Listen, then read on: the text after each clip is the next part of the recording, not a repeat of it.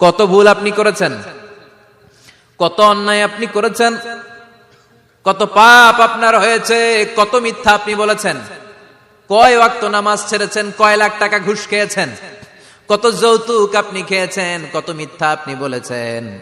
আপনার পাপ যত বড় হোক, যত বিশাল হোক, যত বেশি হোক, আল্লাহর দয়ার পরিসীমা তার চাইতেও বড়। আপনার পাপ, আপনার অন্যায়, আপনার জুলুমগুলো যদি হয় খালের পানির সমান, বিলের পানির সমান, আল্লাহর দয়া সাগরের পানির সমান। আপনার পাপ যদি হয় সাগরের পানির সমান, আল্লাহর দয়া মহাসাগরের পানির সমান। আপনার পাপ আর অন্যায় যদি হয় পাহাড়ের সমান, আল্লাহর দয়া আকাশের সমান।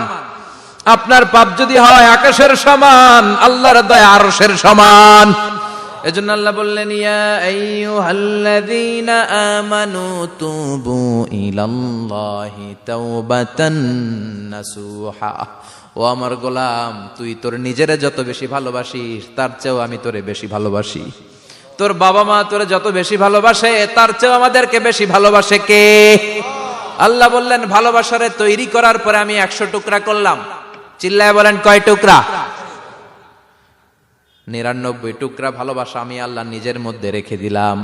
1 টুকরা ভালোবাসা গোটা বিশ্বের সবার মধ্যে আমি ভাগ করে দিলাম। সুবহানাল্লাহ।